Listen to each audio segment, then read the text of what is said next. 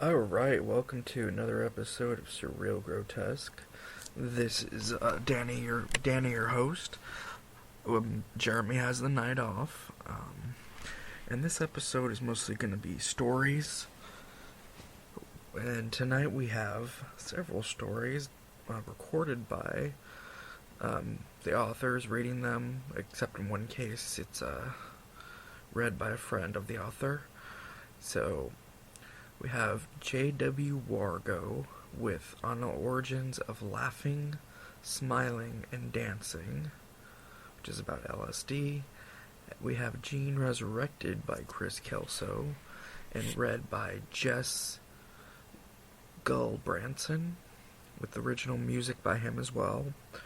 And then we finally will have Douglas Hackle with his story, Give Courtney Cute Anything She Wants.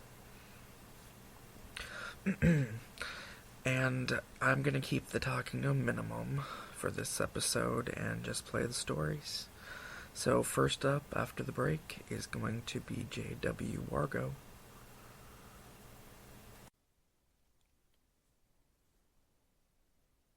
On the Origins of Laughing, Smiling, Dancing. LSD-25 is a mask. Underneath that mask is lysergic acid diethylamide, the chemical that, for a few hours after ingestion and getting absorbed by the brain, causes all the funny little shit you experience, known as a trip. When you trip, you knock your foot against something, or sometimes nothing, lose your balance, and bang yourself against whatever is there to stop you from entering infinity. This is usually the ground. Hard ground is the norm. Soft ground has been known to happen, but rarely do you trip into bed or marshmallow lakes. Tripping is falling. Falling is the opposite of flying. People think they can fly on LSD-25. They are absolutely 100% correct in this assumption. The drug is most commonly referred to as acid. This nomenclature makes absolute fuck-all sense, so go fuck a rhubarb for ever calling it acid. Acid melts your brain, they say. Probably. But there is nothing acidic about LSD-25. The thing they call acid, however, will kill the fuck out of you hardcore. I know this. I've seen it happen. When LSD-25 enters the body, it has to work quick. It's got about 15 minutes before the body starts prosecuting it for trespassing. So LSD-25 whips out its briefcase full of universe and rushes up the veins to the attic. The attic is where your body houses cluttery shit that gets packed away in the hopes that it will disappear and never have to be dealt with again. Lodged between a suit of rusty armor and a stack of moldy magazines you never got around to reading is a dusty wooden trunk labeled Brain. LSD-25 comes prepared with bolt cutters to break the lock on Brain, knowing the house never cared for the fucker, so wouldn't be missing it, and opens the lid to reveal you. You haven't seen the light of day in many years, so it's shocking to see LSD-25 standing there with a smile, a hug, and a cup of warm illumination. You stand up, stretch, and make the most important action of your life. You smile back, hug, or maybe just shake hands with LSD-25, and you drink from the warm mug. Boy, you sure were thirsty. Okay, so now you're high. You've been high before. The first time you drank milk from your mother's breast, or your mother's breast's alter ego, the baby bottle, you got high. High on food. Imagine that. You got high on alcohol, though you thought you were down when you did. You got high on nicotine, and nicotine raped your lungs. But you still loved nicotine, and nicotine didn't give a shit. That was fun. You got high on marijuana with an H, because getting high on marijuana with a J isn't as hipster. You got high on screens, whether they were cathode ray tubed or liquid crystal displayed. Light-emitting screens are the cheapest, most effective sedative known to governments. They are made available to anyone and everyone from your local electronics dealers. You got high on sex, but the elevated feelings lasted shorter than crack, so you started abusing it and your tolerance rose higher than your high, and you forgot what it meant to fuck. You got high on yourself, too, but you locked yourself away in the attic because you couldn't handle yourself. Now you're high on LSD 25. You thought you were getting high on acid, but the dealer tricked you. The dealer is always a con man. He owns that deck of cards you place bets on. And you wonder why you're always losing. Silly user. So this guy, we'll call him Alligator Houseman to protect his identity, was an avid bicyclist. He rode his bike everywhere. Well, one day he was working in a laboratory in Switzerland with a bunch of scientists trying to extract all sorts of fun chemicals from ergot, a mold that grows on rye. Ergot is LSD-25's father-mother. The scientists violated the ergot's right to be in a space of its own devising by breaking it down into smaller base components, which they numbered to keep track of all the little buggers. They found lots of lysergic acid dithlomides, and they appropriately named the 25th one they discovered LSD-25. LSD-25 didn't like hanging around in the laboratory, so it hitched a ride on Alligator's fingers to go get some lunch. Alligator wasn't really LSD's type, so as soon as possible it hopped off to hang with someone else. That someone else ended up being Mr. Houseman's bicycle. "Hi," said LSD-25. "I'm lysergic acid dithlamide the 25th. "My name is Hoffman, Albert Hoffman," said the bike. "I'm not sure of my place in the universe." LSD-25 chuckled, then motioned to its briefcase. "Let me show you something," LSD-25 said, offering a handshake.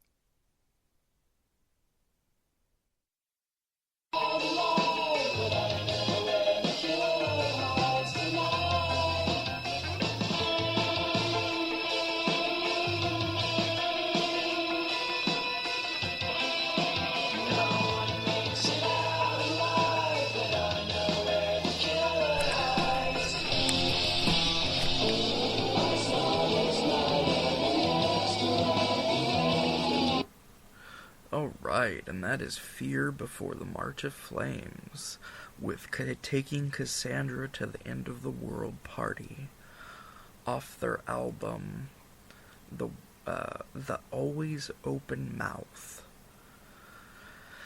Oh, and that's an interesting video if you get a chance to see it on YouTube. Very bizarre.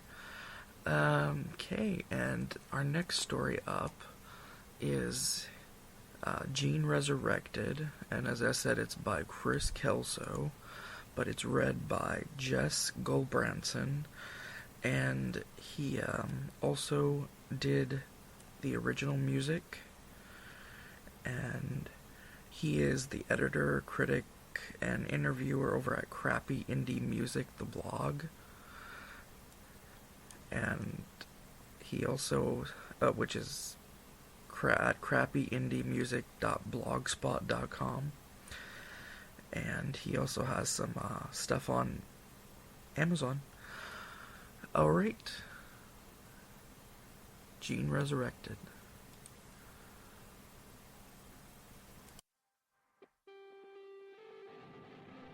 Gene Resurrected by Chris Kelso. Read by Jess Gulbranson. Gene held tight onto the support bar. The train hurtled through its tunnel, and the whole carriage shook like crazy. Subways were kind of like purgatory. You're stuck between places, between A and B. Gene's life was spent in subway dawns, in purgatory. Across from Gene was a rough-looking motherfucker, with a dog-eared jacket worn to thread at the elbows, and he must have been a hobo or a junkie or a fag, or all three, because there was a desperate hunger in his drawn, ill face. He only had one shoe on, where the fattest toe poked out front and wiggled around on occasion. The motherfucker's face was like a golem mask, pockmarked with bushy eyebrows that hid his stare a little. He was looking straight at Gene. His teeth were rotted into his head, and when he smiled, they showed through like a lemon-rind gum shield. Gene pretended not to see. He felt uncomfortable being ogled like this. He was to become more uncomfortable as the motherfucker began mouthing the words, "I'm gonna fuck your tight little asshole," from across the cart. A passenger next to Gene reading the sports pages caught the motherfucker doing this, only to return casually to his paper. The motherfucker pulled his hand up to his mouth and began licking the index finger, rolling it in and out of his mouth in an obvious effort to seem sexual. Then he made an O with his finger and thumb and started shoving his tongue through the hole, suggesting all sorts of sick activity. Gene dropped his gaze to his own shoes. They were finely polished until a wad of spit landed on the eyelet and dribbled over the leather. The spit wad came from the motherfucker's direction, and Gene's mind started throwing up panic signals about AIDS and hepatitis when he noticed the drool run through with sick yellow and faint traces of blood. Gene couldn't resist making eye contact. When he looked up, the motherfucker was making loud coughing noises, with no attempt to cover his mouth, as large gobbets of infected sputum flew around the entire carriage. A kid wearing a throbbing gristle sleeveless t-shirt smirked and leaned against one of the support poles. In the crowded cart, the smell of sweat and farts tainted the air in a way which seemed to totally complement the lecherous motherfucker that was propositioning Gene. The train rattled fiercely until it came to a screeching halt on the tracks outside the main platform. Gene prayed the creep got off soon. 3 stops later, he realized the motherfucker was here for the long haul, probably waiting for Gene to get off so he could follow him and rape him in an alley. A kid changed sides on his thrift store cassette player. The week hadn't been a good one. His boss at the denim factory pretty much told him he'd be one of the first shit-canned in the next downsize. Gene wouldn't miss the factory work, but he was 2 payments behind on the rent, and Mr. Mendoza, the landlord, was getting touchy. It was a bad idea to piss Mendoza off, because word on the street is he's an ex-Latin King gang leader. Gene's girlfriend left him the week before, because she got a job working for some cocksucker with connections in Channel 7, Detroit. Susie was always kind of too pretty for a guy like Gene anyway. On top of that, his dad died after a 4-year battle with anal cancer. Gene's health was deteriorating at a sobering rate. Bad posture had given him the crooked spine of an 80-year-old when Gene was only 25. He suffered from hypertension, obesity, IBS, insomnia, and he hadn't been to the dentist since he was like 12. So he had a toothache 24/7 and was told on more than one occasion that his breath smelled like an asshole. He was also impotent and socially awkward, which he attributes to Susie eventually leaving him. But it could have been a culmination of numerous flaws that proved the deal-breaker. Life seemed like a cruel, fucked-up joke, and he was the punchline. He'd thought about suicide. Of course he'd thought about it. But he always kind of wussed out at the final push. He had excuses to fall back on then. Responsibilities to his parents, his girlfriend. But now, pretty much all those things had gone and abandoned him, and Gene honestly just didn't give a fuck anymore. The train pulled into the terminal. Last stop. Gene tried to squeeze in his gut to escape the motherfucker and lose himself in the crowded cart. But Gene's gut only got so flat before he had to exhale again. The motherfucker's eyes stayed right on him. Gene felt a tug at his tie, pulling him into the crush of passengers, like Jaws dragging a dumb surfer into the water by his leg. He was relieved to see a woman's face on the end of it. She had cute features and a tight figure. Her hair had been pulled back and she wore hooped earrings that jangled in musical collaboration with the bracelets around her wrist. Her face was young and kind. Gene did not know this woman. "Tito Mendoza," she said, smiling faintly up at Gene. Mr. Mendoza, my landlord?" The woman stood up, so she was facing him now. Gene caught her perfume, which smelled of freshness and modernity. The train passengers continued to pour out of the carriage. The motherfucker also appeared to have taken the hint and made like a tree. Gene felt his spirits rejuvenated already as he flirted with this beautiful stranger who somehow knew his landlord. "You know Mr. Mendoza?" "Uh-huh, he's my fucking uncle, yo." Excuse me?" The girl's face ceased its kind delicacy. Her skin scrunched into leathery wrinkles, and raw hate was her only definable trait. Then there was a sudden flashing image of 2 oncoming fists landing on Gene's right temple. Bang! Bang! Gene hit the floor, more out of shock than actual force.